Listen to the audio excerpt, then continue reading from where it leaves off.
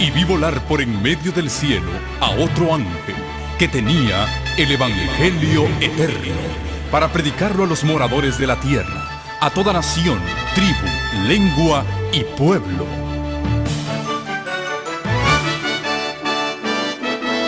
Con ustedes su programa cristiano con temas bíblicos de actualidad. Un programa que trae al mundo la verdad presente. Este es el Evangelio Eterno.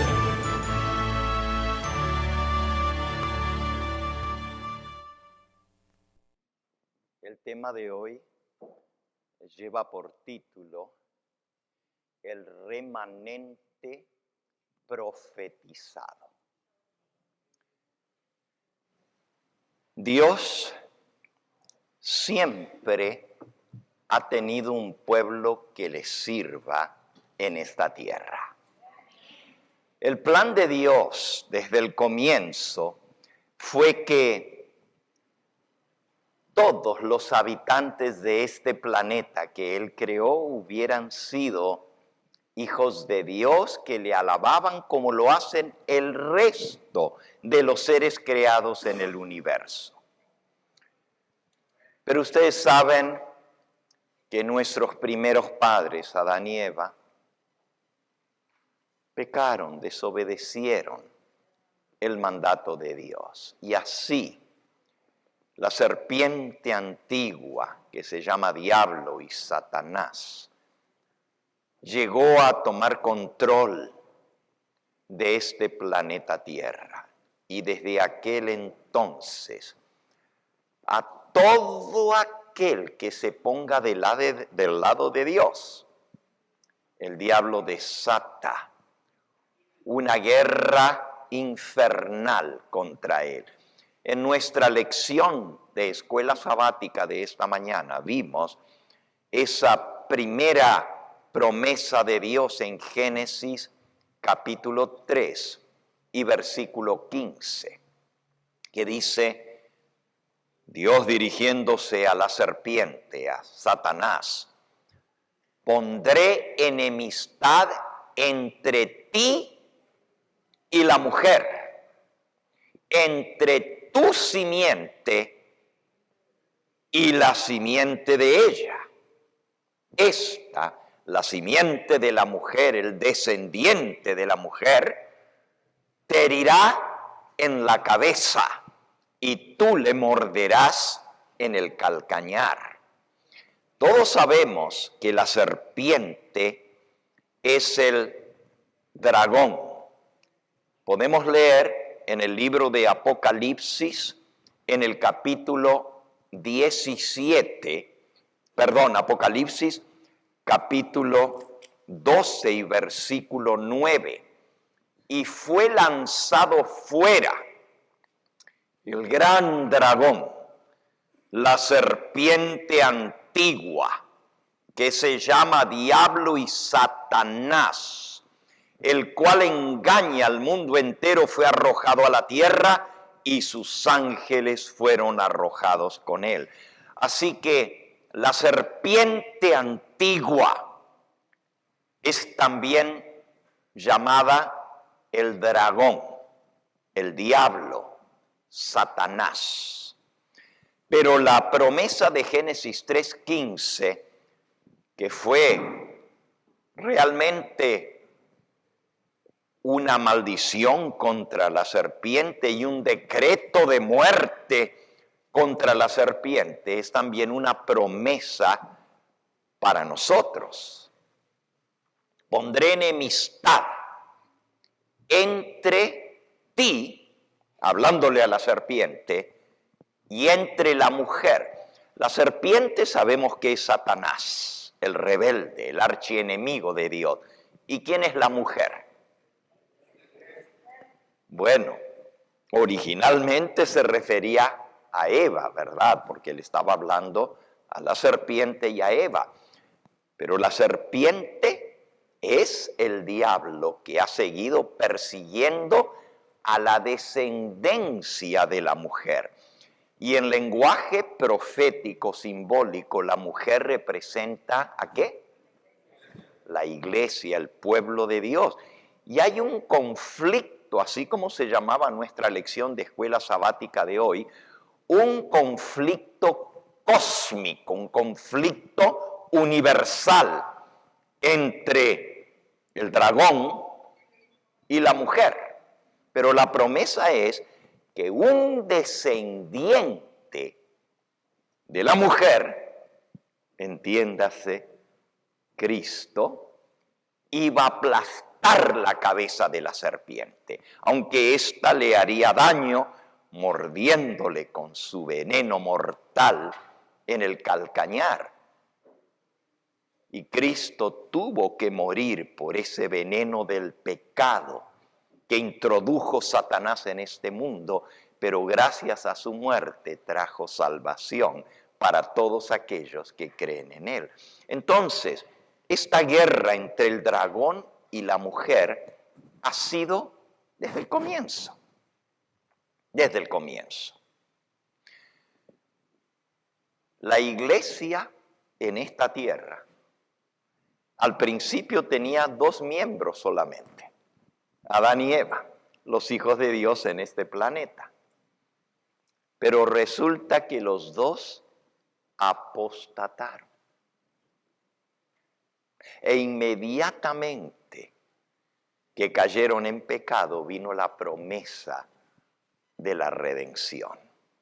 Y así Dios establece su iglesia aún después de la entrada del pecado con los descendientes de Adán y Eva. Y la Biblia nos dice en el libro de Génesis que en lugar de Abel, a quien mató Caín, Dios les dio un nuevo hijo y le pusieron por nombre Set. Esto lo podemos leer en Génesis en el capítulo 4 y en el versículo 25 y 26 dice: conoció de nuevo Adán a su mujer, la cual dio a luz un hijo y llamó su nombre Set. Y aquí al pie de la página en mi Biblia, bajo el nombre Set, dice que en hebreo ese nombre significa sustitución, a quien Dios puso para sustituir a Abel, a quien había matado Caín. Dice, dio a luz a un hijo y llamó su nombre Set, porque dijo ella, Dios me ha sustituido otro hijo en lugar de Abel, a quien mató Caín. Y justamente el nombre de Set es la base y fundamento de la iglesia. Por supuesto, Cristo es cabeza de la iglesia y su Salvador. Pero el nombre Set es lo que nos explica que todos aquellos que estamos en correcta relación con nuestro Padre Celestial, confiamos en el sustituto que Dios enviaría, el descendiente de la mujer, que aplastaría la cabeza de la serpiente. Ese iba a venir a tomar nuestro lugar. Por eso, sustitución. La religión de Dios, la salvación de Dios está basada en que alguien tomó nuestro lugar y pagó nuestra deuda.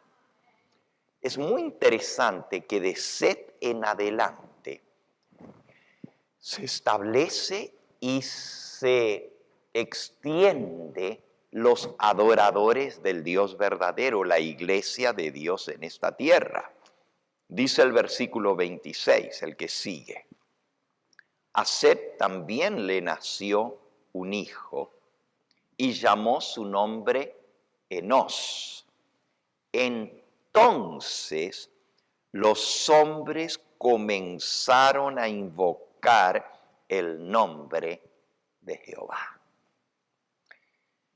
Y el libro de Joel, el capítulo 2, nos dice, y todo el que invocare el nombre de Jehová será salvo. Eso lo pueden leer Joel en el capítulo 2 y en el versículo 32. Y todo aquel que invocar el nombre de Jehová será salvo. Pero en Génesis 4:26 dice que desde Set y sus descendientes, los hombres comenzaron a invocar el nombre de Jehová. Y el que invoca el nombre de Jehová será salvo. Entonces, desde allí la salvación se hizo disponible a todos los descendientes de la mujer, confiando en la promesa de Dios que enviaría un descendiente de la mujer para aplastar la cabeza de la serpiente. Y de ahí en adelante la iglesia del Señor, pues, va creciendo con los que invocan el nombre de Jehová. Por otro lado, estaban los rebeldes contra Dios, los descendientes de Caín. Ahora, fíjense, la primera iglesia se establece con dos individuos, Adán y Eva.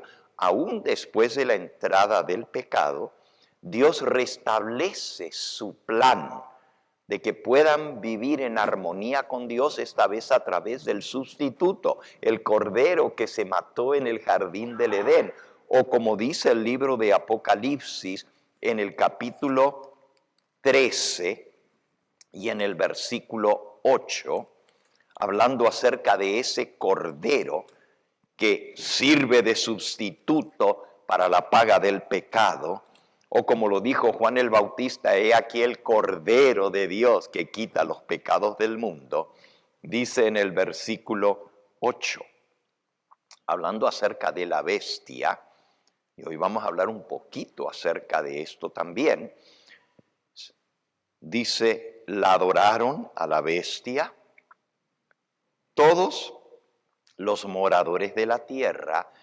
cuyos nombres no estaban escritos en el libro de la vida del Cordero que fue inmolado.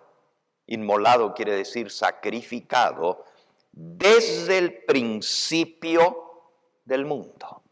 Entonces, el Cordero que fue inmolado representa al Cordero de Dios que iba a ser sacrificado por nosotros. Y esto vino desde el principio del mundo, desde que Adán y Eva pecaron. Y los que creían en ese sustituto que Dios enviaría e invocaban el nombre de Jehová, recibían la salvación y eran miembros de la familia de Dios en la tierra, por fe. Porque todavía no había venido el que le iba a pisar la cabeza a Satanás. Todavía no había venido, así que ellos creían por fe en la promesa de Dios. Y los descendientes de Set, que se mantuvieron leales a Dios, formaron la iglesia de Dios desde aquel entonces. Pero paralela a la iglesia del Señor, los fieles, estaba la sinagoga de Satanás. La división se ve clarita desde el comienzo. Adán y Eva tienen dos hijos, Caín y Abel. Y como ya leímos, Caín mató a Abel, el primer asesinato, la primera muerte en este planeta vino por manos de Caín. El propio hermano le quita la vida a su hermano menor. ¿Y por qué causa lo mató? Si vamos a Primera de Juan, en el capítulo 3, dice en el versículo 12, no como Caín, no hagan como Caín, que era del maligno y mató a su hermano. ¿Y por qué causa lo mató? ¿Por qué lo mató? Porque sus obras eran malas y las de su hermano eran justas, eran buenas. De ahí viene la división entre los hijos de Dios, la iglesia del Señor, y los hijos del maligno. Y ya Caín es cabeza de la religión del maligno, de Satanás, cuyo objetivo es destruir a la simiente de la mujer. ¿Y por qué Satanás quiere destruir la serpiente? Quiere destruir la simiente de Satanás. Porque él sabe, porque Dios se lo dijo, que de la simiente de la mujer iba a nacer uno que le iba a aplastar la cabeza a él. Y las dos simientes que habían nacido de Eva hasta ese momento eran Caín y Abel. Pero como Caín era del maligno, porque no tenía fe en la promesa de Dios, de que él podía ser salvo. Fíjense que hay una diferencia entre creer lo que va a pasar y aceptarlo y recibirlo nosotros. El diablo sabe que va a venir el descendiente de la mujer y por eso lo odia. Caín sabía lo que venía, pero no quería recibirlo, aceptarlo por fe. Y por eso, cuando Dios aceptó la ofrenda de Caín, mató a su hermano. Pero la razón realmente es porque el diablo estaba detrás de él. Él era del maligno, según los que leímos. El propósito de Satanás es destruir la descendencia de la mujer. Es decir, destruir a todo aquel que venga de la descendencia de la mujer, no sea que el que nazca sea el que lo va a destruir a él. En otras palabras, lo mato antes que me mate a mí. Porque aplastar la cabeza de la serpiente, ustedes saben lo que significa. Acabar con él. Él le iba a causar daño a Cristo, mordiéndole con su veneno mortal en el talón, en el calcañar. El veneno mortal se llama pecado. Y aunque Cristo nunca pecó, el pecado le afectó a él porque él tomó nuestro lugar, se hizo nuestro sustituto. Y así la serpiente muerde en el talón. Cristo tuvo que pagar la deuda del pecado, pero resucitó nuevamente. Bendito sea el nombre de Dios. De ahí en adelante, desde el mismo comienzo de la historia del mundo, hay una lucha a muerte entre la simiente de la mujer y la simiente de Satanás. Pondré enemistad. ¿Qué quiere decir enemistad? Guerra, contienda, pelea entre la serpiente y sus descendientes, y Caín es la primera descendencia de la serpiente, porque era del maligno. Y Set es la primera descendencia de la mujer, pero invocaba el nombre de Jehová. Y de ahí viene la guerra, de ahí viene el odio. Y Caín, del diablo, le quita la vida al Hijo de Dios. Y uno dice, ¿pero por qué? Si Dios es más poderoso que Satanás. Oh, mis hermanos, la Biblia nos revela que la paga del pecado es muerte. Y todos estamos sujetos a la muerte en este mundo. Pero hay una promesa que todo aquel que muera invocando el nombre de Dios, no importa que esté muerto, volverá a vivir y a vivir eternamente. Esa es nuestra esperanza. Ahora, en el libro de Apocalipsis se nos presenta la historia de la iglesia en el capítulo 12.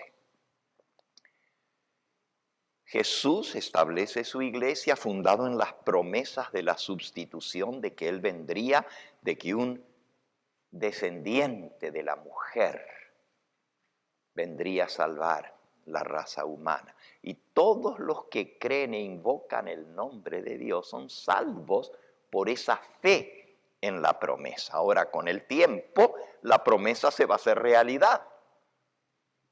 Y Cristo va a venir a este mundo. Pero la iglesia a lo largo de todos los siglos ha tenido que sufrir la embestida brutal del enemigo, de Satanás. Si vamos al libro de Apocalipsis, esta es una historia de la iglesia. En el capítulo 12 se nos presenta otra vez el conflicto cósmico entre el dragón y la mujer. Dice el capítulo 12 y el versículo 1. Apareció en el cielo una gran señal. Una mujer vestida del sol, con la luna debajo de sus pies y sobre su cabeza una corona de 12 estrellas. La mujer, el pueblo de Dios, la iglesia. Vestida del sol, el manto de la justicia de Cristo. La luna debajo de sus pies, la palabra de Dios como su fundamento sobre la cual está parada la verdadera iglesia. Porque la luna refleja la gloria del sol. Y si el sol representa al sol de justicia, que es Cristo, la luna refleja su gloria. Así como la luna refleja la luz del sol, la palabra de Dios refleja la gloria de Cristo. Jesús dijo, escudriñad las Escrituras, porque a vosotros os parece que en ellas tenéis vida eterna, pero ellas son las que dan testimonio de mí. Y las 12 estrellas representan los 12 apóstoles de la iglesia. El versículo 2 nos describe esa iglesia desde el comienzo de la historia de la humanidad. Dice, y estando encinta quiere decir grávida, embarazada. Fíjense que se presenta a la mujer como estando embarazada, es decir, en espera del nacimiento de un hijo. ¿Y no es eso lo que encontramos nosotros desde el libro de Génesis? La promesa, un descendiente de la mujer va a venir a salvar a los seres humanos. Entonces la iglesia, el verdadero pueblo de Dios desde el comienzo, está en espera del nacimiento del niño que vendría. Por eso el Señor presenta a la iglesia como estando encinta. Y dice que clamaba con dolores de parto en la angustia de su alumbramiento. Si comparamos esto con el libro de Romanos, en el capítulo 8, dice en el versículo 21 en adelante, 8:21 de Romanos. Porque también la creación misma, la creación es lo que Dios creó aquí en este planeta, será libertada de la esclavitud de corrupción, de la esclavitud del pecado, a la libertad gloriosa de los hijos de Dios. Porque sabemos, versículo 22, que toda la creación gime a una y está a una con dolores de parto hasta ahora. Lo está escribiendo el apóstol Pablo y dice que desde el comienzo han estado el verdadero pueblo de Dios gimiendo y clamando por la redención, la salvación, ser librados de la esclavitud, de la corrupción, a la libertad gloriosa de los hijos de Dios. Y luego sigue diciendo, está con dolores de parto hasta ahora, y no solo ella, sino que también nosotros mismos, que tenemos las primicias del Espíritu, nosotros también gemimos dentro de nosotros mismos, esperando la adopción, la redención de nuestro cuerpo. Así que la iglesia, antes que viniera Cristo, estaba en espera, con los dolores de parto del pecado, esperando su liberación. Pero finalmente vino la liberación. Y ahora nosotros que ya tenemos las primicias del Espíritu Santo, todavía gemimos porque esperamos la redención de nuestro cuerpo. Es decir, el Señor nos libertó del poder del pecado, pero todavía tenemos un cuerpo pecaminoso. Y cuando Él venga, nos va a dar un cuerpo glorioso. Así que hemos visto la iglesia del Antiguo Testamento. Podríamos llamarle la iglesia embarazada o la iglesia con dolores de parto hasta el alumbramiento. Sigamos leyendo ahora Apocalipsis, capítulo 12. Allí nos vamos a quedar durante esta presentación, este estudio en el capítulo 12 de Apocalipsis. Compararemos, como hemos hecho, con otros versículos, pero nuestra ancla para el tema de hoy es Apocalipsis 12. Es lo que estamos estudiando. Dice el versículo 3. También apareció otra señal en el cielo. He aquí un gran dragón escarlata que tenía 7 cabezas y 10 cuernos, y en sus cabezas 7 diademas. Y su cola arrastraba la tercera parte de las estrellas del cielo y las arrojó sobre la tierra. Y el dragón se paró frente a la mujer que estaba para dar a luz, a fin de devorar a su hijo tan pronto como naciese. Fíjense el simbolismo de esta historia contada con símbolos proféticos.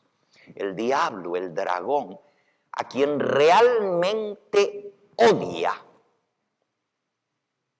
Claro, odia a la mujer, pero últimamente está tras el hijo que va a tener la mujer.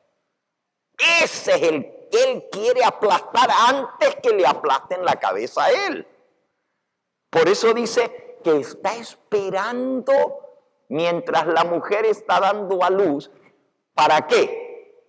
Para devorar a su hijo tan pronto como naciese. Es decir, no lo voy a dejar crecer y ni lograr su propósito para que me venga a aplastar la cabeza. No, no. Apenas nace lo voy a destruir. Ahora detengámonos un momentito allí. El dragón es el diablo. Ya lo leímos ahí mismo en el versículo 9, dice, fue lanzado fuera el gran dragón, la serpiente antigua, que se llama Diablo y Satanás. Así que el dragón es el diablo, Satanás. ¿Ok? Pero dice que el dragón era de color escarlata. El color escarlata es el color rojo. Y la Biblia compara el color rojo con el pecado. Dice, si vuestros pecados fueren rojos como la grana, como la nieve serán emblanquecidos. Y si fueren como el carmesí es el color rojo también, vendrán a ser como blanca lana. Así que el rojo es el símbolo en colores del pecado, mientras que el azul es símbolo de la ley de Dios y el blanco es símbolo de la pureza. Todos los colores tienen simbolismo en la Biblia. Aún el verde. El trono de Dios está circundado por un arco iris de color verde. Bueno, no vamos a hablar hoy de los colores, pero el dragón es escarlata, es rojo, símbolo del pecado. Y dice que su cola arrastraba una tercera parte de las estrellas del cielo. ¿Qué representa eso? Eso lo sabemos todos. ¿Qué son las estrellas del cielo que el diablo arrojó por la tierra? Los ángeles que hizo pecar junto con él y fueron arrojados del cielo. Una tercera parte, dice aquí. Su cola arrastraba la tercera parte de las estrellas del cielo y las arrojó sobre la tierra. Los ángeles que pecaron con Lucifer se rebelaron contra Dios. Uno de cada 3 ángeles en el cielo se unió en la rebelión con Satanás. Y eventualmente fueron expulsados del cielo. Ahora, ¿por qué tiene 7 cabezas el dragón? ¿A poco el diablo es un dragón con 7 cabezas literalmente hablando? No, es un ángel poderoso. Un ángel que fue expulsado del cielo, pero en lenguaje simbólico se lo presenta como un dragón con 7 cabezas. Bueno, las 7 cabezas representan 7 entidades humanas, podríamos llamarles 7 naciones o 7 imperios que el diablo ha utilizado para lograr su propósito de destruir a la simiente de la mujer. No me voy a detener mucho en el dragón hoy porque nuestro tema es la iglesia del Señor.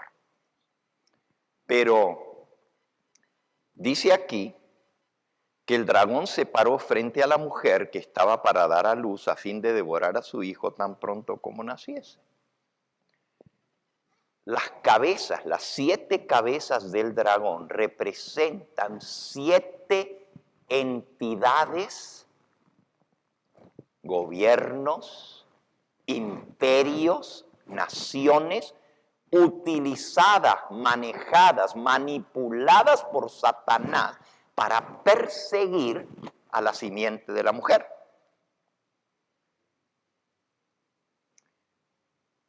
La 4ª cabeza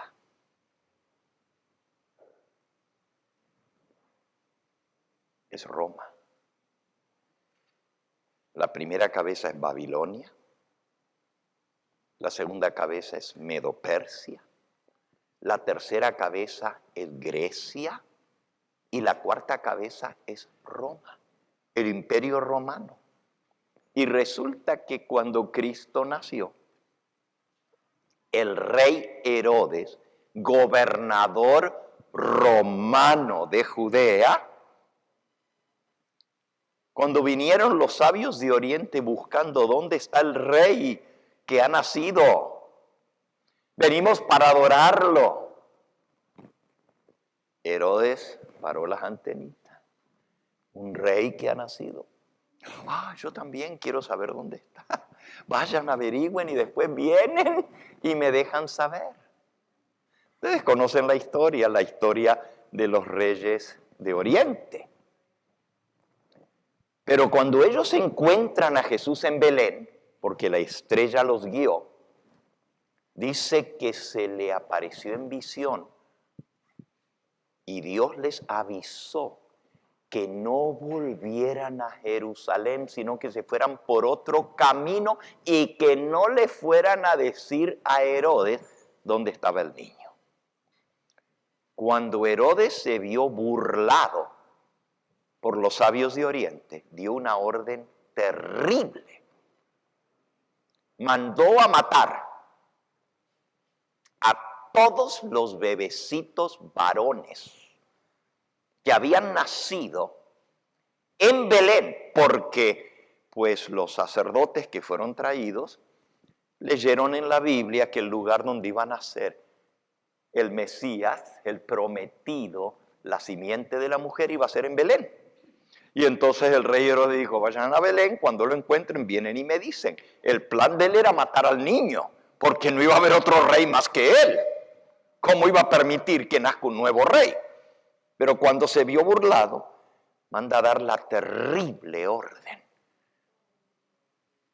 Maten a espada a todos los niños varoncitos de 2 años para abajo, para estar seguro de que iba a matar al niño que había nacido en Belén. ¿Se imaginan la tarea de esos soldados romanos?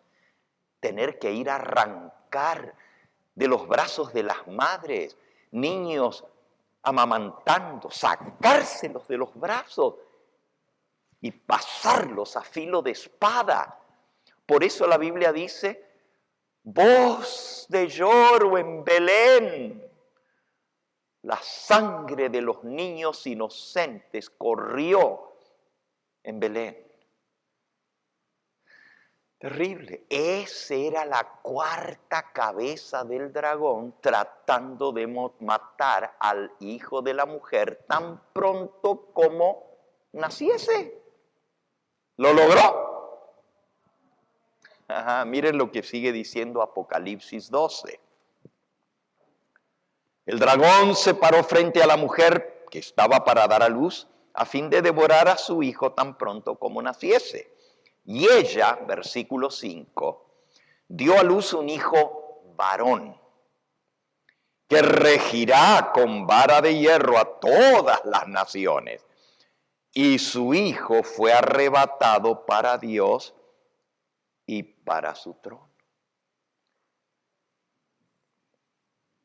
¿Lo destruyó tan pronto como nació? Ah, no, porque Dios le avisó también a José. No solo les dio una visión a los sabios que habían venido de Oriente, pero también le dio una visión. El ángel Gabriel se le apareció a José y le dijo, recoge a tu mujer y al niño y huyan, porque Herodes quiere matarlo. Y así el niño fue librado. Y luego creció y finalmente entregó su vida por nosotros, pero resucitó y fue arrebatado para Dios y para su trono en el cielo. Y dice que el dragón se enfureció. Fíjense, cuando viene la salvación, dice el versículo 10, oí una gran voz del cielo que decía, ahora ha venido la salvación, el poder y el reino de nuestro Dios y la autoridad de su Cristo. Porque ha sido lanzado fuera el acusador de nuestros hermanos, el que los acusaba delante de nuestro Dios de día y de noche.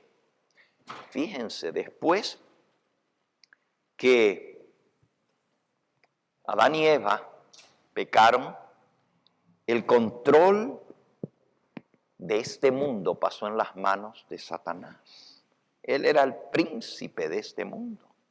Y él reclamaba como suya la posesión de la raza humana porque los había vencido. Y el que es vencido pasa a ser siervo del que lo venció. Y las posesiones del vencido pasan en manos del vencedor. Y así esta tierra pasa en manos de Satanás.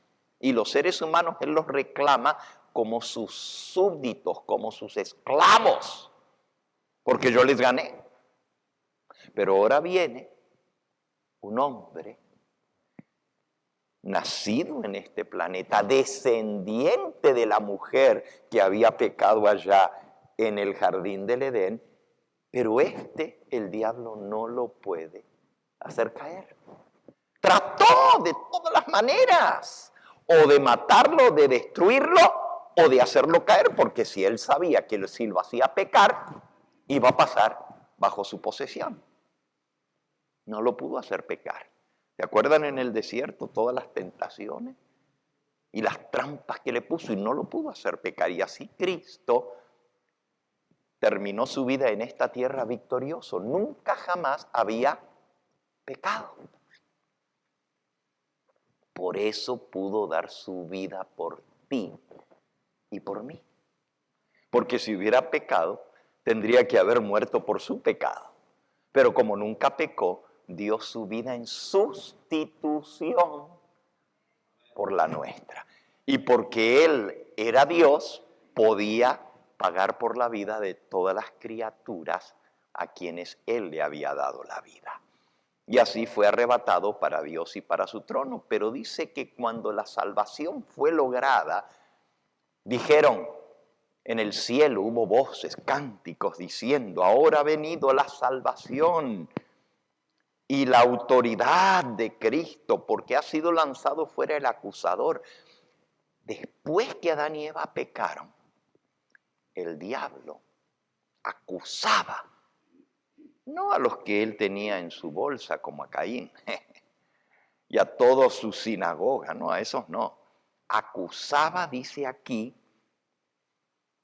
a nuestros hermanos, o sea, a la simiente que le era fiel a Dios, los descendientes de Set, a lo largo de los siglos, los leales a Dios, los que guardan sus mandamientos y tienen la fe en las promesas de Dios, el diablo los acusaba de día y de noche, de día y de noche. Pero ahora fue lanzado fuera. Ya no puede acusarnos porque uno, nacido en este planeta, fue arrebatado para Dios, se sienta en el trono a la diestra de Dios y ahora Él es el que nos representa ante el Padre. Él es el que intercede por nosotros. Él se ganó el derecho de representar la raza humana porque es un hijo de esta tierra, descendiente de la mujer, nacido aquí, pero que venció al diablo. Entonces ahora Él es el que se sienta a la diestra de Dios para interceder por nosotros. Y dice el versículo 11, y ellos le han vencido por medio de la sangre del Cordero y de la palabra del testimonio de ellos, y menospreciaron sus vidas hasta la muerte. ¿Cómo le han vencido? Por la sangre del Cordero. Esa es la victoria. Y por la palabra del testimonio de ellos. Sus vidas dan testimonio de que obedecen al Dios del cielo, que le aman, que le sirven. Y dan testimonio. Yo era un esclavo del pecado y de Satanás. Yo era un súbdito del reino de las tinieblas, pero la sangre de Cristo me libertó y ahora sirvo al Dios Todopoderoso. La palabra del testimonio de ellos lo deja burlado a Satanás. Oh sí, más se enfurece. Cuando él vio que no pudo con Cristo, ¿qué hizo? Versículo 13. Cuando vio el dragón que había sido arrojado a la tierra, ya no podía representar al hombre en las cortes celestiales, persiguió a la mujer que había dado a luz al hijo varón. Es decir, ya con Cristo no pudo. Lo venció. Y ascendió y se sentó a la diestra de Dios. Entonces, el odio, la persecución, se voltea contra la mujer que ha dado a luz al hijo varón, que fue arrebatado para Dios. La iglesia, los que creen en la sustitución, en que Cristo tomó el lugar y pagó por nuestros pecados, ahora el odio de Satanás se vuelca contra la iglesia.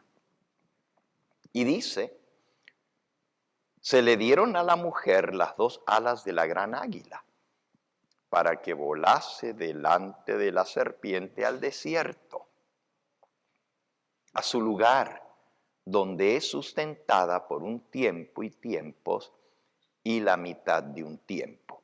Aquí vemos la tercera fase de la mujer. Fíjense, la primera parte de la historia de la mujer es la mujer embarazada, esperando el nacimiento del varón.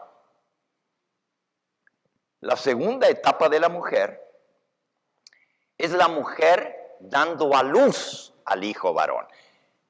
Es decir, la mujer embarazada es la iglesia del Señor en el Antiguo Testamento, en espera del Mesías.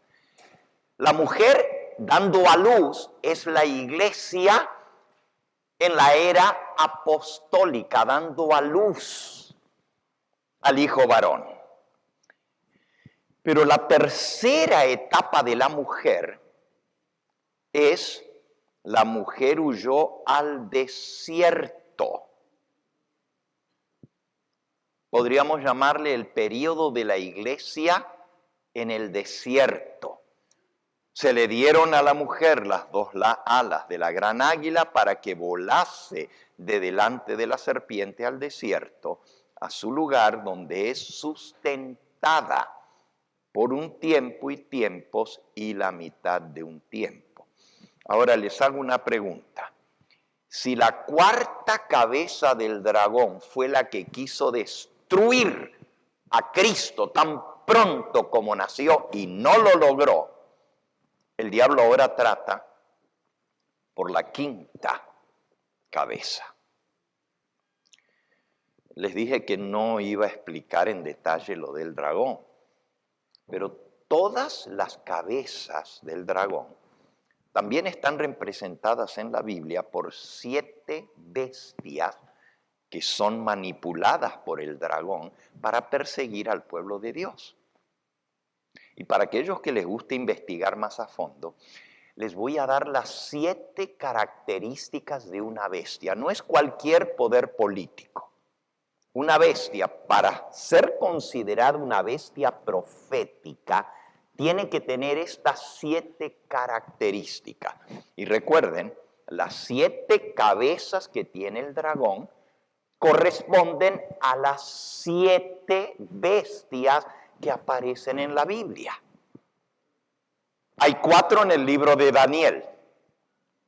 El león, el oso, el leopardo y la bestia con 10 cuernos. Ahí hay 4 en el libro de Daniel, en el capítulo 7. Y las próximas 3, completando el número de 7, están en el libro de Apocalipsis. Son 3 más. La bestia escarlata que sube del mar, luego la bestia que sube de la tierra y luego la bestia que sube del abismo. Hay 3 en Apocalipsis y 4 en Daniel. Si la cuarta bestia, como ya lo vimos, era Roma, que trató de destruir al niño tan pronto como nació, la quinta cabeza es la que persigue a la mujer y la mujer tiene que esconderse en el desierto para no ser destruida por la quinta cabeza. ¿Y cuál es la quinta bestia? Número 1, Babilonia. Número 2, Medo-Persia. Número 3, Grecia. Y número 4, Roma. ¿Y cuál es la quinta? Roma papal. Roma papal. Ese fue el próximo poder. ¿Y por cuánto tiempo persiguió a la iglesia? Por un tiempo y 2 tiempos y medio tiempo. 1260 años de persecución. Desde que el obispo de Roma llegó a ser emperador, es decir, poder político, hasta que recibió la herida mortal, pasaron 1260 años, del 538 al 1798. Eso es para que estudiemos más a fondo esa profecía. No la estamos viendo ahora. Ese es el 5.º periodo de la iglesia en el desierto, siendo perseguida por la 5ª cabeza del dragón o la 5ª bestia. Eso está repetido en Apocalipsis 13, donde la bestia que sube del mar es la que persigue a los santos del Altísimo por un tiempo y 2 tiempos y la mitad de un tiempo, o como dice en Apocalipsis 13, por 42 meses, que son 1260 días proféticos, 1260 años. Vamos bien, vamos por la 5ª cabeza o la 5ª bestia. En total son 7. Faltan 2.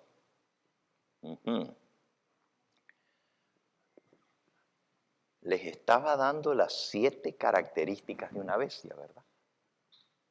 Las 7 características, ahora sí anótenlas, para que sepan identificar una bestia. Cada vez que aparece un poder utilizado por el diablo para perseguir al pueblo de Dios, está representado en la Biblia por una bestia. Y aquí están las 7 características. La primera característica, una bestia siempre es un poder político. Es decir, el diablo usa el poder gubernamental, que tiene poder de vida o muerte, para quitar la vida a los desobedientes. Eso utiliza el diablo para matar a los siervos de Dios. ¿Por qué? Porque no obedecen las leyes que ponen los hombres, sino por encima de eso está la ley de Dios. Así que siempre una bestia es un poder político. Número 2, segunda característica. Siempre es un poder global, universal, es decir, que busca el control del mundo entero. Y todas las bestias tienen eso en mente, gobernar el mundo entero. No es, por ejemplo, decir, Guatemala es un poder político, por lo tanto es una bestia. No. O México es una bestia porque tiene un poder político. No. Tiene que ser un poder político que busque el control del mundo entero, como lo fue Babilonia, como lo fue el imperio medo-persa, como fue el imperio griego, como fue el imperio romano, los césares romanos, Roma imperial, y luego como lo fue Roma papal, que trató de dominar al mundo entero, pero recibió una herida mortal. ¿Okay? Tercera característica, la bestia siempre se une con la religión falsa para perseguir al pueblo de Dios. Es decir, la unión de la política con la religión. Cada vez que ustedes vean un poder mundial que trata de controlar al mundo, unido con la religión, característica de la bestia. Cuarta característica, y ya lo mencionamos en cada una de las características. La bestia siempre es un poder perseguidor del pueblo de Dios. Al principio, las primeras 4 bestias querían matar a la simiente. Pero de la 5ª bestia en adelante, ya no pudieron matar a la simiente, al descendiente de la mujer, porque fue arrebatado para Dios y para su trono. Entonces ahora persigue a la iglesia. Pero las primeras 4 bestias que están en el libro de Daniel quieren matar a la simiente. Y se ensañaron especialmente contra los niños. contra niños inocentes. Y usted dice, ¿de verdad? Por ejemplo, Babilonia. Si ustedes leen lo que hizo con los niños, es horrible. Cuando invadieron, wow, dice que los soldados de Babilonia tomaban, les arrancaban a los niños de las manos de sus madres. Eso lo pueden leer en el Salmo 137. Y los tomaban de los piececitos a los niños y los golpeaban su cabecita contra las rocas para reventarle su cráneo. Eso hizo Babilonia. Eso está en el Salmo 137. Ayudados por los descendientes del hermano de Jacob, Esaú.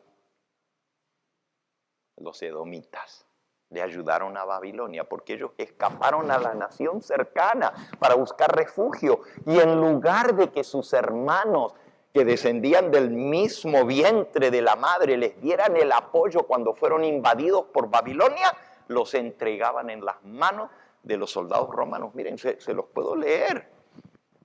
Dice el Salmo 137. Comienza la primera parte del Salmo diciendo que sus cautivos en Babilonia les pedían que cantasen los cánticos de Sión.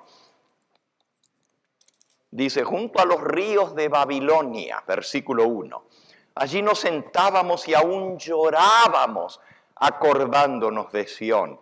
Sobre los sauces, junto al río, en medio de ella, colgábamos nuestras arpas.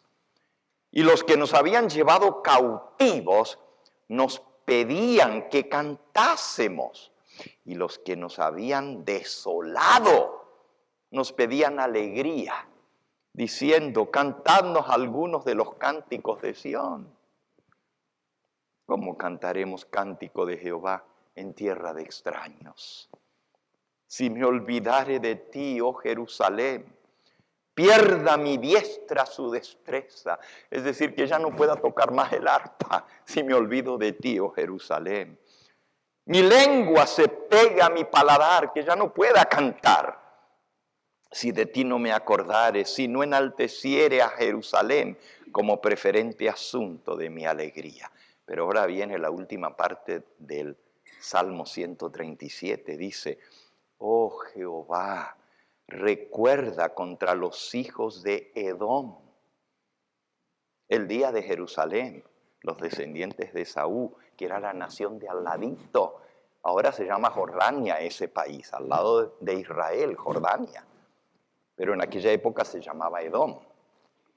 Recuerda contra los hijos de Edom en el día de Jerusalén, cuando decían, arrasadla, arrasadla hasta los cimientos. Sus propios hermanos que habían estado en el mismo vientre de la misma madre. Porque estaban Esaú y Jacob. De Jacob viene la nación de Israel. Y de Esaú vienen los edomitas. Decían, destrúyanla, destrúyanla hasta los cimientos. Hija de Babilonia, la desolada, la desolada. Bienaventurado el que te diera el pago de lo que tú nos hiciste. Dichoso el que tomare y estrellare sus niños, tus niños, contra la peña. Y uno dice, wow, ¿cómo pueden hablar así?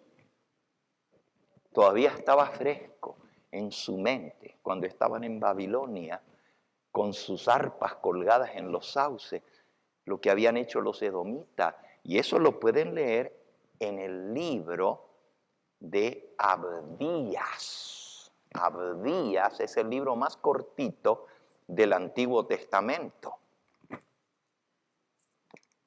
justo antes de Jonás. Dice Abdías, visión de Abdías, versículo 1. Jehová el Señor ha dicho así en cuanto a Edom. Ahí está otra vez Edom. Hemos oído el pregón de Jehová y mensajero ha sido enviado a las naciones. Levantaos, levantémonos contra este pueblo en batalla. Y luego comienza a describir Edom, cómo vivían entre las peñas. Si ustedes van a Edom, hoy en día su capital se llamaba Petra. Y Petra quiere decir piedra porque sus casas estaban construidas arriba en la peña. Todo eso está descrito aquí. Y luego dice,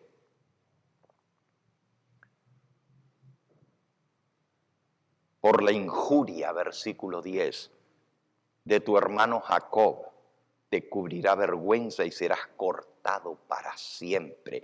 El día en que estando tú delante, llevaban los extraños, los babilonios, cautivos su ejército y extraños entraban por sus puertas y echaban suerte sobre Jerusalén. Tú también eras igual que ellos, enemigos, y eran nuestros hermanos, los descendientes de Saúl. Pues no debiste tú haber estado mirando en el día de tu hermano, en el día de su infortunio.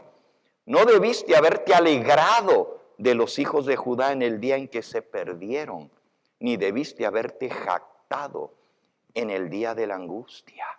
No debiste haber entrado por la puerta de mi pueblo en el día de su quebrantamiento. No debiste haber mirado su mal en el día de su quebranto, ni haber echado mano a sus bienes en el día de la calamidad.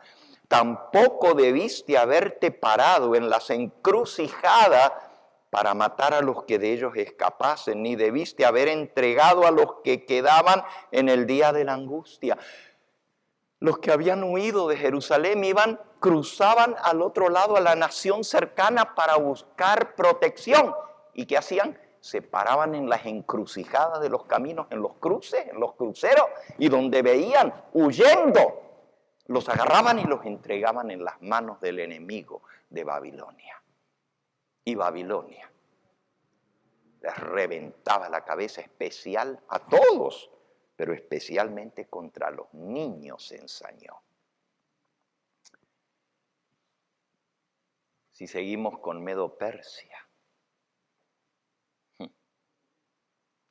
no tienen una idea de lo que hicieron los persas.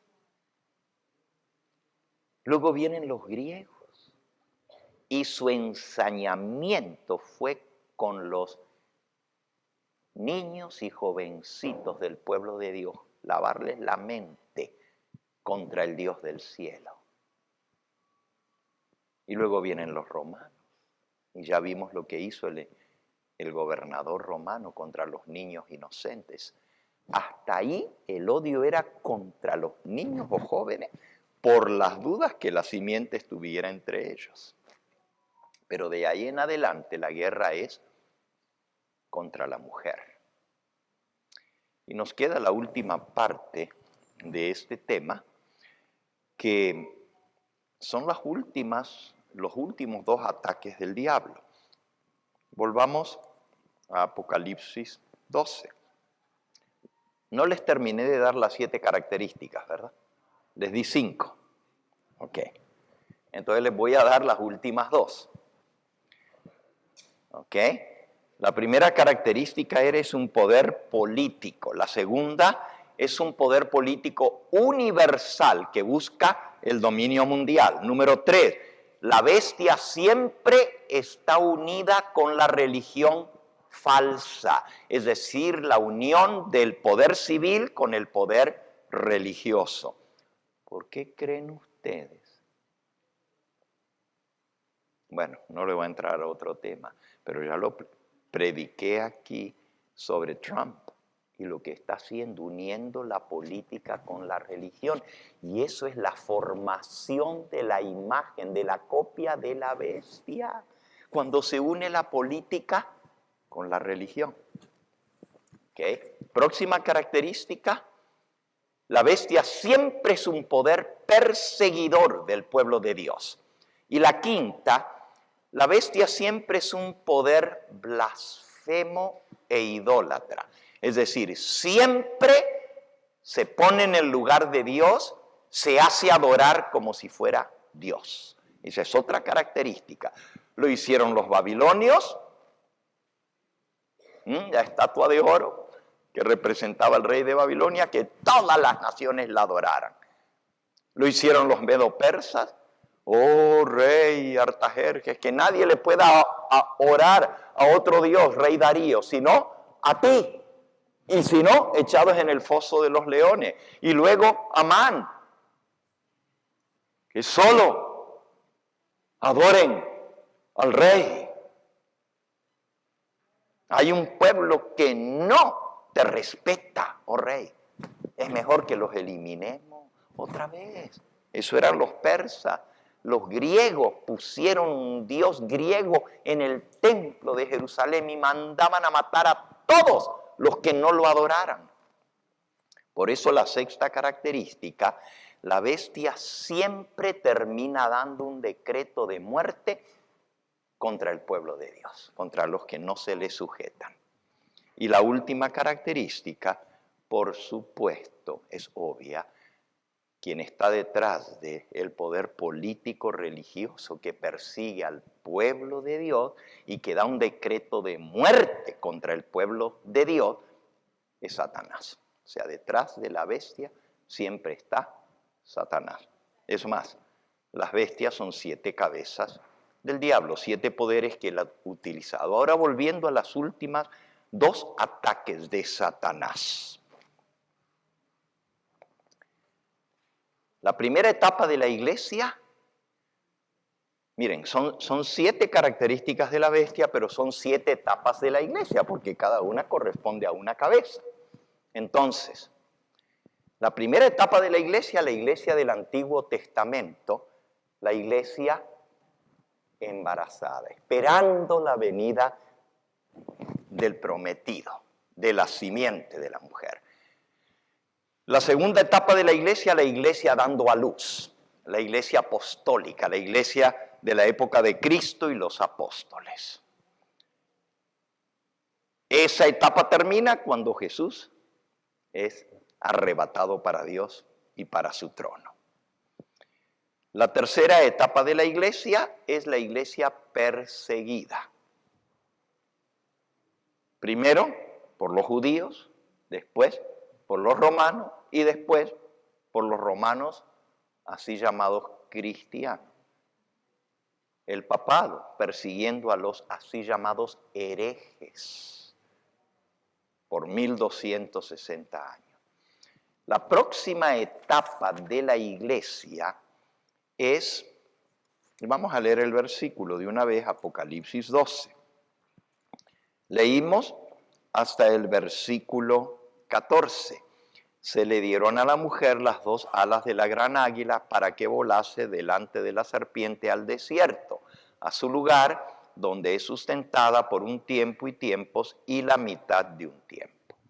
Así que ese es el periodo de la persecución papal, 1260 años, hasta que esa cabeza, eso lo pueden leer en Apocalipsis 3, el capítulo que sigue, dice, versículo 3, 13:3, vi una de sus cabezas como herida de muerte. Una de las 7 cabezas recibió la herida de muerte, pero su herida mortal fue sanada y se maravilló toda la tierra en pos de la bestia y adoraron al dragón que había dado autoridad a la bestia y adoraron a la bestia diciendo, ¿quién como la bestia y quién podrá luchar contra ella?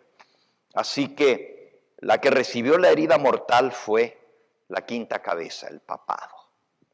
Pero luego, en Apocalipsis 13, sigue otra bestia, en el versículo 11. Después vi otra bestia que subía de la tierra y tenía 2 cuernos semejantes a los de un cordero, pero hablaba como dragón.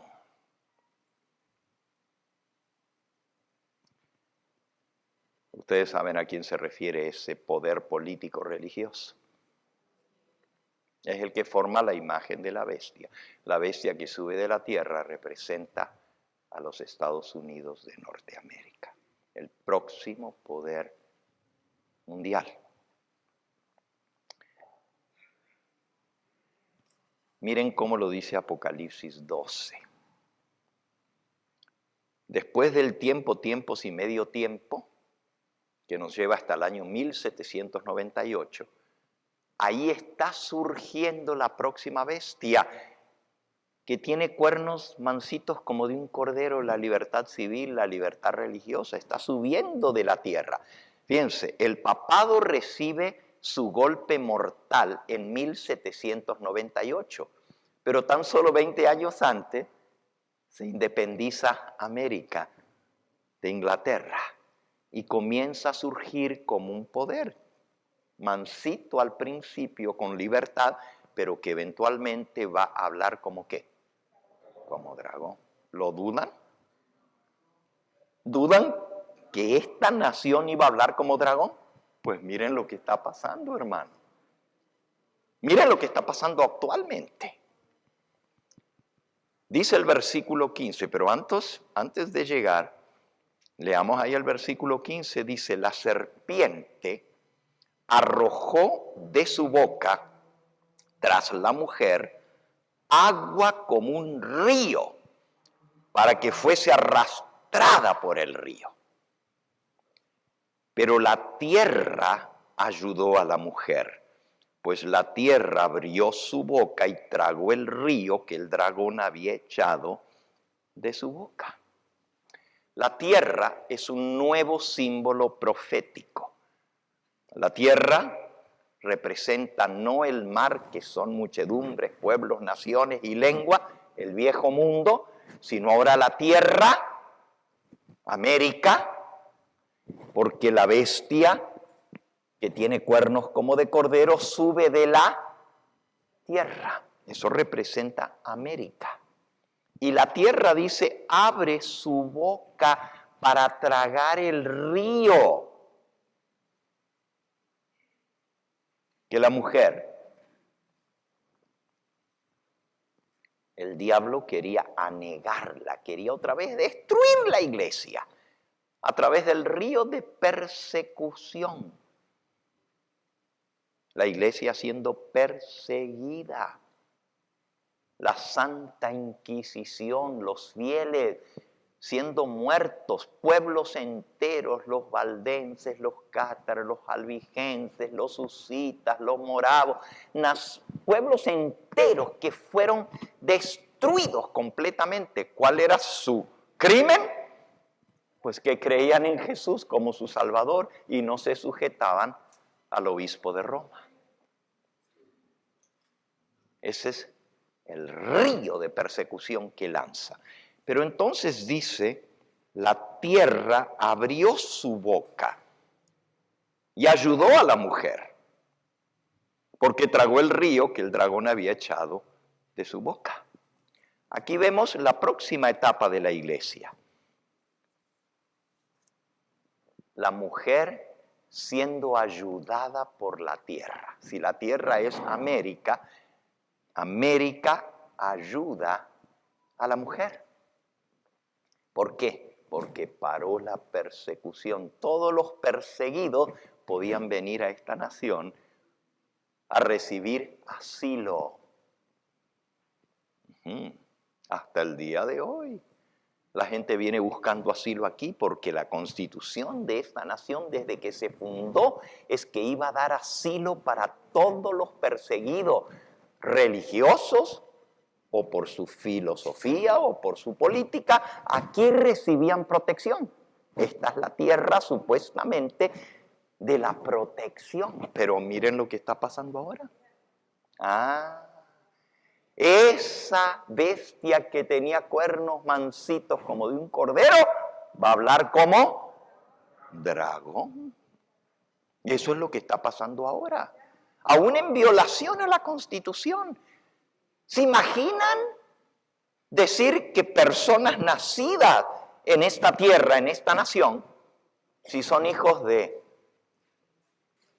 indocumentados, aunque hayan nacido aquí, no tienen derecho? ¡Wow! Eso va en contra de la constitución de esta nación, que dice que todo nacido dentro de esta tierra es ciudadano de esta nación. Oh, Pero ya no está hablando de la misma manera. Bueno, ya hay jueces federales que le han dicho que está en violación a la Constitución. Le vale. ¿Está hablando como dragón? Así que la sexta etapa de la iglesia es la iglesia siendo ayudada por la tierra. Es el periodo donde Dios permite que la iglesia verdadera que fue perseguida por siglos, ahora tenga un poquito de paz porque la tierra la protege.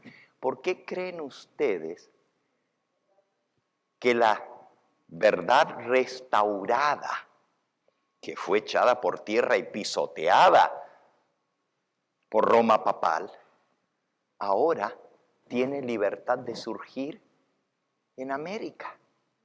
Y Dios levanta el pueblo que restaura la verdad. La verdad de la ley de Dios, que no ha sido ni abolida ni cambiada, ahora es restituido. La verdad del Santo Sábado es restituido. La verdad del santuario celestial y de que Cristo es nuestro único abogado intercesor, eso es restaurado.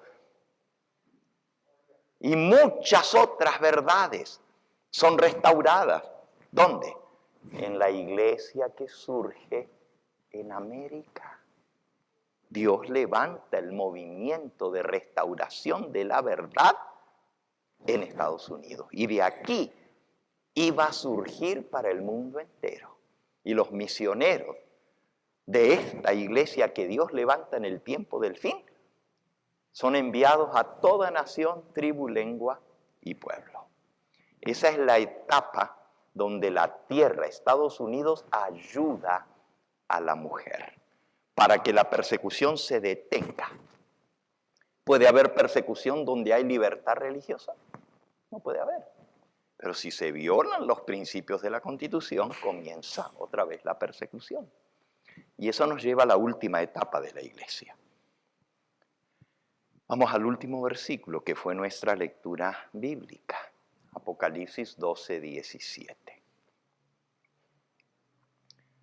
En el 16 teníamos a la iglesia verdadera, el verdadero pueblo de Dios en la tierra. Y la tierra, Estados Unidos, ayudando a la mujer, tragando el río de persecución que el dragón había echado para destruir a la mujer.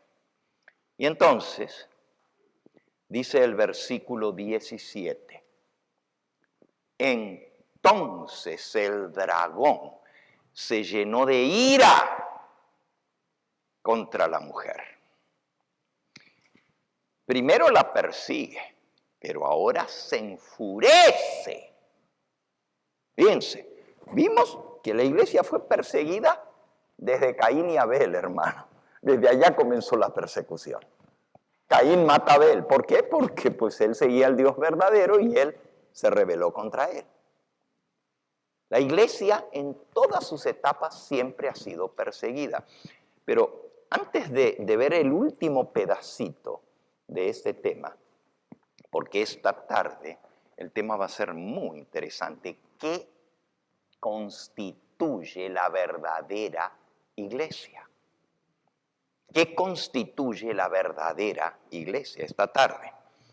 Pero antes de eso quiero leerles una cita muy bonita.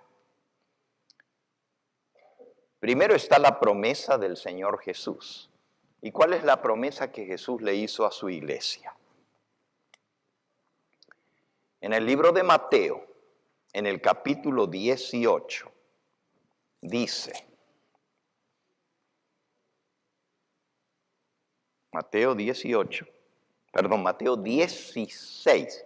Jesús hablándole a Pedro de la declaración que Pedro dijo que Jesús es la roca, que Jesús es el Hijo de Dios, que Él es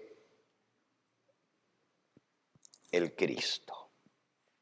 Y Jesús le dice a Pedro, y yo también te digo que tú eres Pedro, y sobre esta roca, esto que tú has dicho, tu declaración de fe, yo edificaré mi iglesia, y las puertas del Hades no prevalecerán contra ella. La promesa del Señor es que ni el diablo con todos sus demonios va a poder destruir la iglesia. Ahora fíjense, la primera etapa de la iglesia, los fieles son perseguidos. Y en la mayor parte del tiempo, ¿quiénes los perseguían? Díganme, ¿quiénes? ¿Quiénes perseguían a la iglesia en el Antiguo Testamento? ¿Quiénes? Oh, sí, había naciones paganas que les hacían guerra, pero la persecución peor vino de adentro, de los reyes apóstatas. La peor de todas las persecuciones, donde mandaban a matar a todo el que adoraba al Dios verdadero, fue en los días del rey Acab, con su maldita mujer, su esposa Jezabel, la ramera. Y la persecución se desató, pero eso fue continuo. Todo el tiempo el pueblo de Dios siendo perseguido por los apóstatas que se consideraban la iglesia oficial del Estado. Porque cuando la iglesia se une con el gobierno, se vuelve en poder perseguidor. Y eso pasó en el Antiguo Testamento con los reyes de Israel y de Judá. Ahora venimos a la época del Nuevo Testamento. Pero fíjense qué interesante, la nación de Israel era la iglesia de Dios en esa época, ¿o no eran? ¿Eran el pueblo escogido o no? Y entonces, ¿por qué estaban persiguiendo a los que eran fieles? Presten atención. Para la época de Cristo, los dirigentes de la nación se habían vuelto tan corruptos y tan apóstatas que se levantaron contra el mismo Hijo de Dios y lo mandaron a matar, el enviado, el que habían esperado por 4000 años que viniera la simiente de la mujer. Ahora cuando viene, los mismos judíos lo mandan a crucificar. Pero lo más hermoso de esto es que Dios siempre se reserva un remanente fiel. Es decir, el diablo no puede exterminar la simiente de la mujer, no lo puede destruir, trata, le tira persecución, le tira matanzas, decretos de muerte, pero no los puede exterminar. Los lleva cautivos a Babilonia, pero siempre vuelve un remanente. En la época de Cristo también se mantiene un remanente. Dice el apóstol Pablo, escribiendo en su epístola a los romanos, en el capítulo 11. Dice el versículo 2. Dios no ha desechado a su pueblo, al cual antes conoció. ¿O no sabéis qué dice de Elías la Escritura? ¿Cómo invoca a Dios contra Israel? Diciendo, a tus profetas han dado muerte, tus altares han derribado, y solo yo he quedado, y ahora procuran matarme a mí. Versículo 4. Pero ¿qué le dice la divina respuesta? Me he reservado 7000 hombres que no han doblado la rodilla delante de Baal. En la época de Acab, la peor apostasía del pueblo de Israel, Dios se reserva un remanente. Remanente es lo que queda fiel, lo que queda fiel. 7000 que no habían doblado sus rodillas ante la apostasía. Y entonces agrega el apóstol, así también, aún en este tiempo, ha quedado un remanente escogido por gracia. De la nación de Israel, que fue desechada como pueblo de Dios, porque rechazaron al Mesías, Dios se mantiene un remanente. Y de ahí surge la iglesia cristiana. Los 12 apóstoles, los 12 eran un remanente de la nación de Israel. Los 120 del día de Pentecostés eran un remanente del Israel. Los 3,000 bautizados el día de Pentecostés eran los que aceptaron la verdad presente, aceptaron a Cristo como el Mesías, y eran todos judíos. Ese es el remanente. La palabra remanente no solo es lo que queda, pero también da la idea de que cuando tú haces una cosecha, no te la comes toda. Reservas un poquito de semilla, 1 kilo, lo que sea de la semilla, para volver a sembrar. Así, cuando los juicios de Dios vienen y son destruidos los infieles, Dios se reserva un poco de semilla para comenzar de nuevo. Y así se hizo con la iglesia cristiana. La iglesia cristiana es el remanente de la nación judía. Pero esa misma iglesia cristiana, con el correr del tiempo, al igual que el Israel de antaño, se une con la política en la época de Constantino y viene la apostasía. Pero Dios se reserva un remanente. Y finalmente, la iglesia que Dios se reserva al final del tiempo es ese remanente fiel que Él saca de la apostasía de esa época, de los que rechazaron el mensaje que Dios envió del cielo, el mensaje de los 3 ángeles, surge un remanente. Y ese remanente somos nosotros, los que guardamos los mandamientos de Dios y tenemos la fe de Jesús. Pero ahora terminemos el versículo 17. Entonces el dragón, Apocalipsis 12, 17. Entonces el dragón se llenó de ira. ¿Contra quién? Contra la mujer. El diablo siempre ha perseguido a la iglesia. Pero en este último tiempo, después de que la iglesia surge de América, el diablo se enfurece. ¿Por qué? Porque son los que están restaurando la verdadera iglesia. Pero el odio especialmente del diablo, y eso nos lleva a la última etapa de la mujer aquí en la tierra. El dragón se llenó de ira contra la mujer y se fue a hacer guerra contra el resto de la descendencia de ella, los que guardan los mandamientos de Dios y tienen el testimonio de Jesucristo. Fíjense, el odio es contra la mujer, porque las mujeres son los fieles, el verdadero pueblo de Dios que es perseguido. Pero la guerra final es contra el remanente. ¿Y qué es el remanente? Los que quedan fieles. Aún de la mujer que restaura la verdad y predica a toda nación, tribu, lengua y pueblo el mensaje de los 3 ángeles, la iglesia adventista del 7º día, aún de allí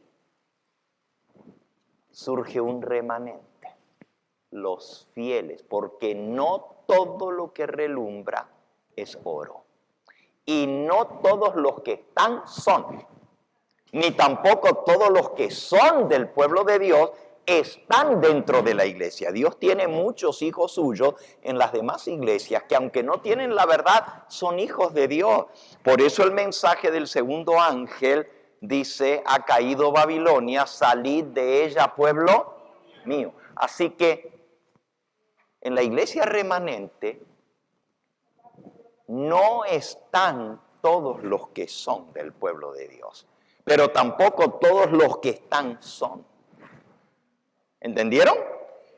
Hay muchos que se hacen contar como pueblo remanente, pero no están siendo fieles.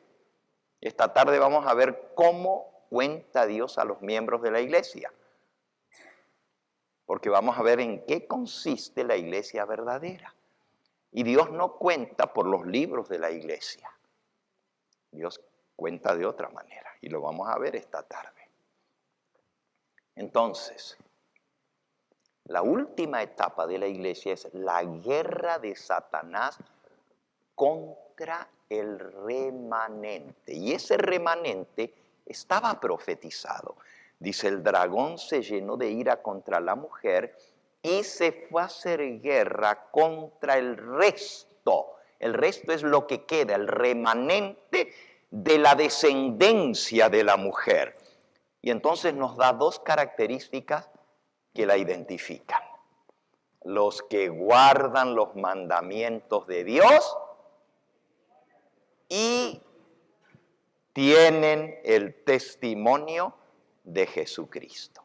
Miren, hermanos, cualquiera que enseñe que los mandamientos de Dios no se pueden guardar,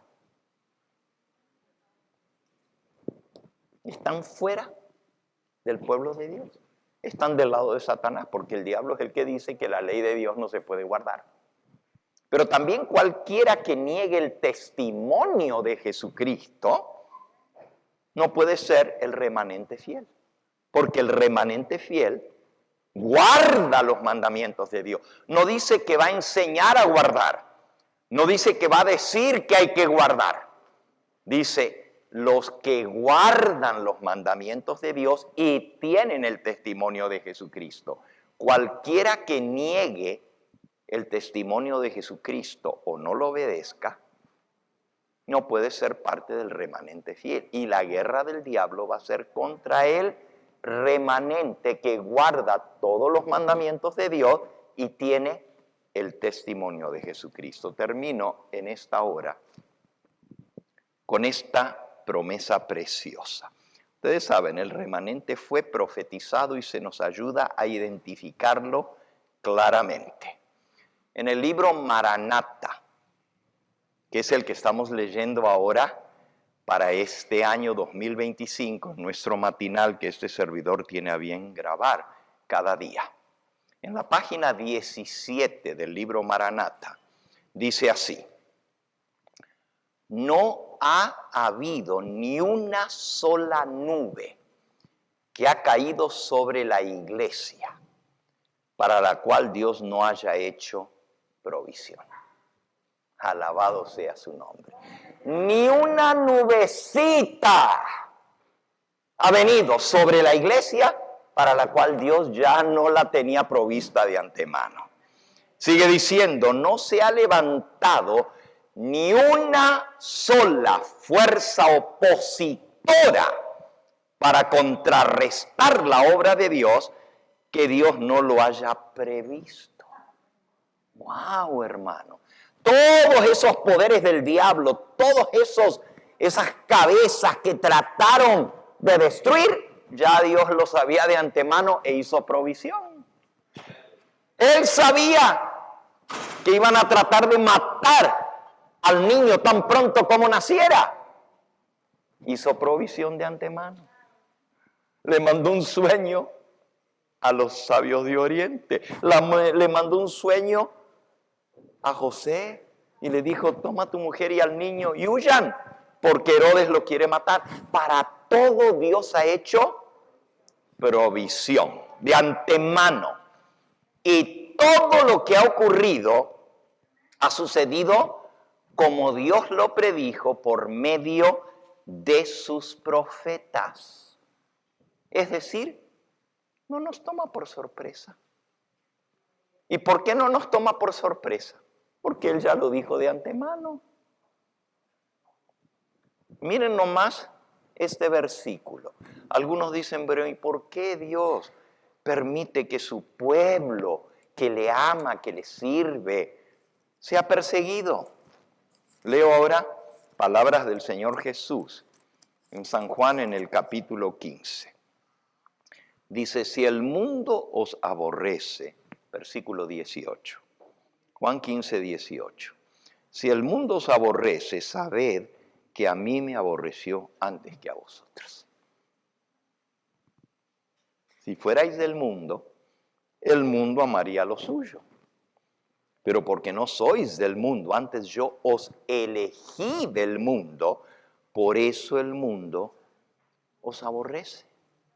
¿Desde cuándo viene la enemistad? Desde el jardín del Edén. Pondré enemistad entre ti y la mujer, entre tu simiente y la simiente de la mujer. Por eso el mundo os aborrece, porque yo os elegí a vosotros y el mundo os odia. Acordaos de la palabra que yo os he dicho. El siervo no es mayor que su señor. Si a mí me han perseguido, también a vosotros os perseguirán. Y todo esto, versículo 21, lo harán por causa de mi nombre, porque no conocen al que me ha enviado. Si yo no hubiera venido ni les hubiera hablado, no tendrían pecado, pero ahora no tienen excusa por su pecado. El que aborrece a mí, también a mi Padre aborrece. Si yo no hubiese hecho entre ellos las obras que ningún otro ha hecho, no tendrían pecado. Pero ahora han visto y han aborrecido a mí y a mi Padre. Pero esto está para que se cumpla la palabra que está escrita en su ley: sin causa me aborrecieron. Versículo 1 del capítulo 16. Estas cosas os he hablado para que no tengáis tropiezo. Es decir, que no tropiecen ni caigan cuando vengan estas cosas. Os expulsarán de las iglesias. Y aún viene la hora cuando cualquiera que os mate pensará que rinde servicio a Dios. Las peores matanzas son por razones religiosas. De ahí surgen, como Caín y Abel. Van a pensar que le están sirviendo a Dios y nos van a estar matando. Y harán esto porque no conocen al Padre ni me conocen a mí. Versículo 4. Mas os he dicho estas cosas para que cuando llegue la hora os acordéis que ya os lo había dicho. Miren, mis hermanos, Jesús ya pasó por todo lo que nosotros podamos pasar. A Él lo persiguieron antes que a nosotros. Si hicieron eso con el tronco, ¿qué no harán con las ramas? Está escrito. Entonces no nos desesperemos cuando viene la tribulación, porque el diablo está enfurecido, porque sabe que le queda ¿qué? Y donde él ve uno que le obedece a Dios, más se enfurece, porque él sabe que a través de esa persona, pues otros van a creer en Dios, porque dan testimonio de lo que Dios hace en su vida.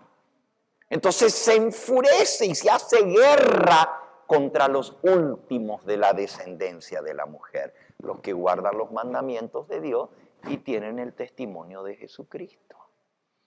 Así que esto no nos tiene que tomar por sorpresa. Si vienen tribulaciones, si vienen ataques fuertes del enemigo en tu vida, don't worry. Don't despair. No te desesperes. Porque Jesús ya lo había previsto. Y miren cómo termina la cita que estaba leyendo de Maranatha. Dice, todo lo que ha ocurrido exactamente como el Señor lo predijo. No ha dejado a su iglesia en tinieblas ni olvidada, sino que ha mostrado mediante declaraciones proféticas lo que ocurriría. Miren hoy lo que vimos, la historia de la iglesia a través de los siglos, descrita en detalle, exacto como pasó. Y obrando por medio de su providencia en el lugar designado de la historia del mundo, ha dado lugar a aquello que el Espíritu Santo reveló a sus profetas para que lo predijeran. Es decir, todo lo que ha pasado ya estaba escrito de antemano. Entonces, ¿por qué nos vamos a sorprender y espantar si ya Dios lo dijo que iba a pasar? Más bien confiemos en Él, porque el que lo predijo ha hecho provisión para cada situación. Todos los propósitos de Dios se cumplirán y se afirmarán. Jesús dijo: aquellos que me has dado, no quiero que ni un granito caiga en tierra. Los tengo en las palmas de mis manos. No importa la tempestad que venga y la furia del huracán, yo cierro mi mano y nadie me los arranca de mi mano.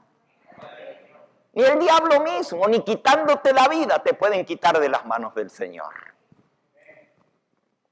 Todos los propósitos de Dios se cumplirán y se afirmarán. El sol de justicia brillará con poder sanador en sus rayos, y toda la tierra estará llena de su gloria. Bendito sea el nombre del Señor.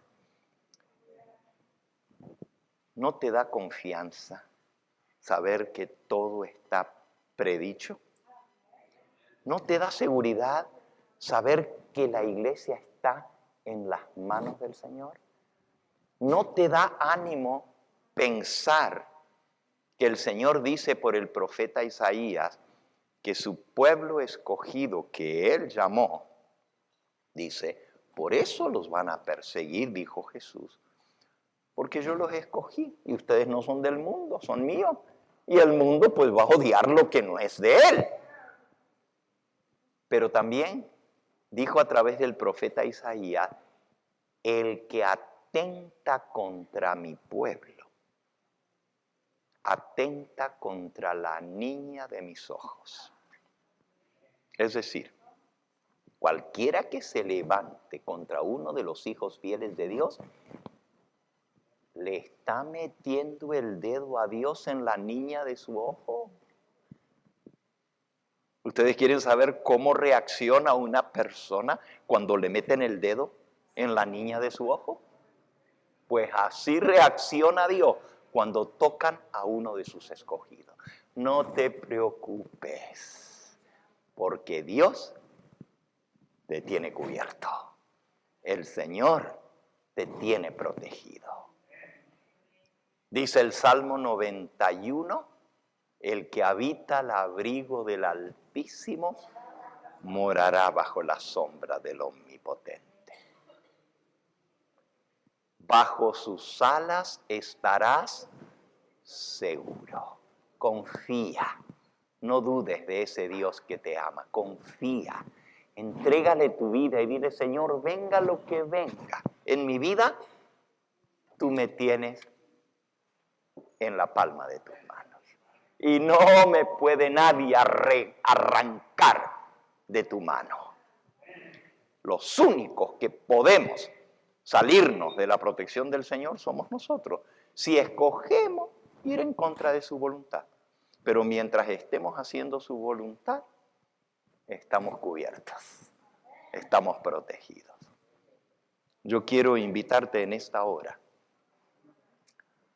a confirmar tu confianza en el Señor, a darle gracias porque el Señor Jesús te protege, te cuida. Y todo lo que venga en tu vida, como dice Romanos 8:28, a los que aman a Dios, todas las cosas les ayudan a bien. Esto es a lo que según su propósito han sido llamados. ¿Quieres tú darle gracias al Señor porque estás en la palma de Cristo? Allí donde Él tiene las marcas de su crucifixión, te tiene a ti guardado, cubierto por su sangre. Nada ni nadie te puede tocar. Alabado sea el nombre de Cristo Jesús. Yo quiero invitarte en esta hora a que le entregues tu vida al Señor, a que confirmes esta decisión que Él ha hecho en tu vida de llamarte, de escogerte para ser de Él y solamente de Él. y que tú confirmes tu decisión de seguir siéndole fiel a Él. Puede ser que haya alguno aquí que vino con una necesidad muy grande y necesita que oremos por ti en esta hora.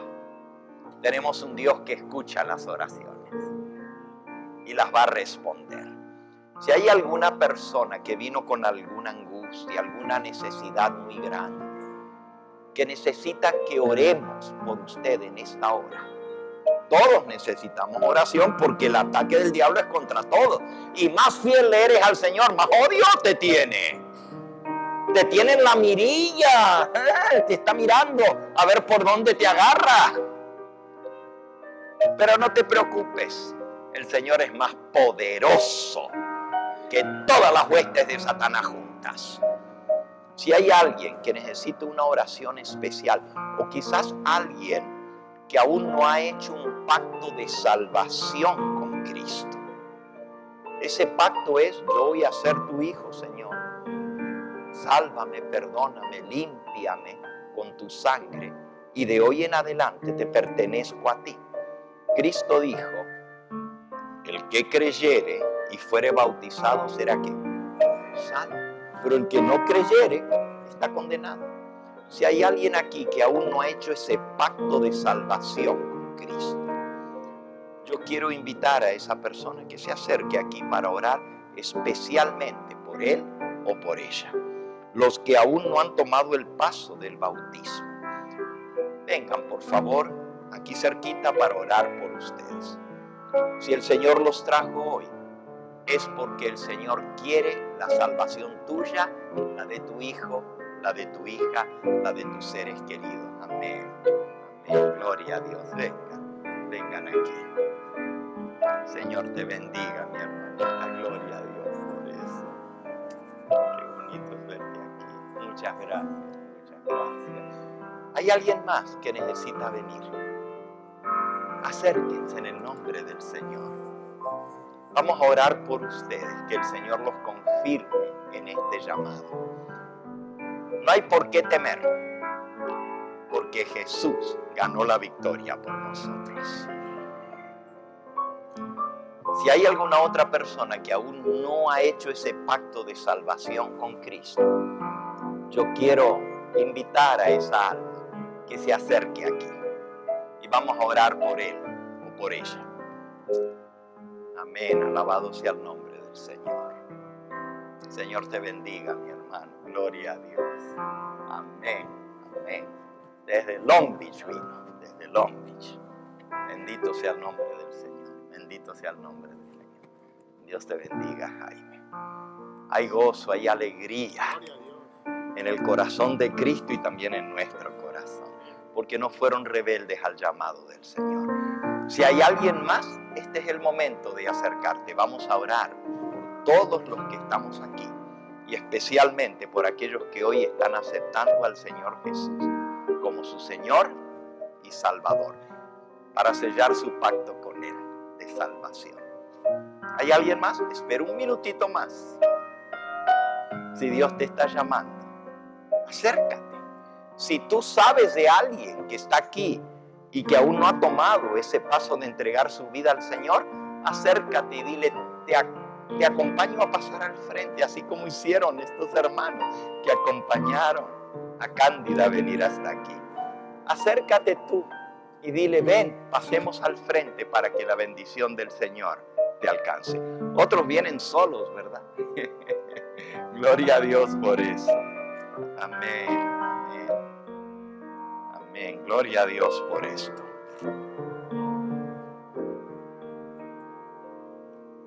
Muchas gracias. Vamos a orar por Cándida, vamos a orar por Rafael, vamos a orar por Jaime, vamos a orar por Carlos. Cada uno de estos son preciosos para el Señor. Él los trajo. Y Él no pierde el tiempo con material que no le sirve a Él. Él busca aquello que le va a servir para su gloria. Por eso los escogió a ustedes. Por eso. Aquellos que puedan nos vamos a arrodillar para orar.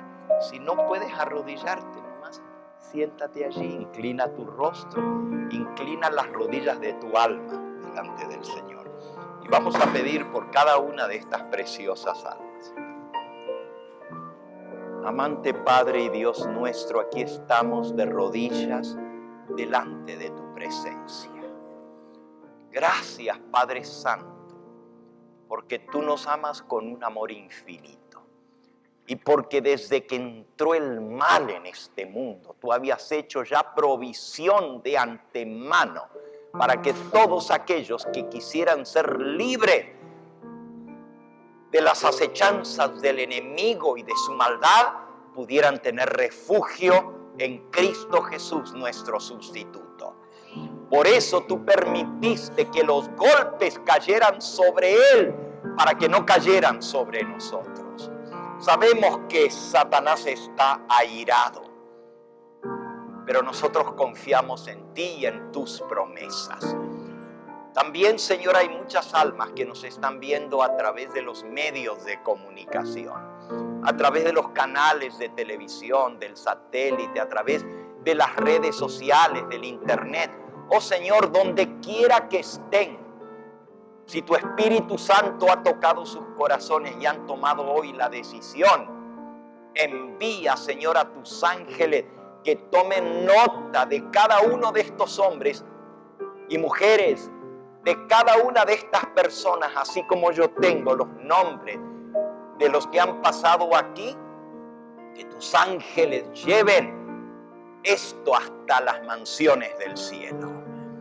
En esta tarde, Señor, oramos por Jaime. Tú lo has traído sábado con sábado a este lugar, pero él ha tomado la decisión tan importante de unirse contigo a través del bautismo. Señor, mi hermano Carlos ha venido allá desde San Pedro buscándote de todo corazón, por eso está aquí. Y tu Espíritu Santo ha movido su corazón. Te pido especialmente por él que tú lo confirmes en esta decisión. Y mi hermano Rafael Salmedún, gracias, Señor, porque él ha sido valiente al escuchar tu voz y al responder. Derrama tus bendiciones, tu Espíritu Santo sobre él. Y te pido en forma muy especial por tu hija muy amada, la hermana Cándida. Hoy es primera vez que está con nosotros, pero no va a ser la última, Señor, porque tú la has escogido para ser tu hija muy amada. Tú conoces de sus luchas, de sus tristezas, de sus tropiezos, de su desánimo, pero tú también conoces cuánto ella te ama y por eso está aquí y ha respondido a tu llamado, porque quiere seguirte de todo corazón. Pon un cerco de protección en torno a cada uno de nosotros para que los dardos del enemigo no nos alcancen. Sabemos que tu iglesia ha sido siempre perseguida porque a ti te persiguieron. Pero Señor, también tú has dicho que tú has de guardar en completa paz aquel que en ti persevera, porque en ti ha confiado. Tú dices, Señor, en el mundo tendréis aflicción, pero confiad, yo he vencido al mundo. Y tú dices, mi paz os dejo, mi paz os doy. No como el mundo la da, yo os la doy. No se aflija tu corazón ni tengas miedo. Gracias, Señor, por estas promesas preciosas. Danos tu paz, porque aunque ruja la tempestad a nuestro alrededor, estamos refugiados en Cristo Jesús. Sella estas decisiones para vida eterna. Y a todos los demás que en esta hora han tomado esta misma decisión de estos hermanos aquí, junto con todos los demás que hemos pasado aquí al frente, para confirmar nuestra fe en ti y nuestra confianza en ti, que nos llevarás hasta estar a tu lado. Porque tú dices que el que ha comenzado la buena obra en nosotros, la concluirá hasta el día de nuestra redención. Todo esto te lo agradecemos en el nombre precioso de nuestro amante Salvador, el Señor Jesús. Amén, Señor. Amén. Amén. Este fue el Evangelio Eterno, su programa cristiano de actualidad bíblica, trayendo al mundo la verdad presente.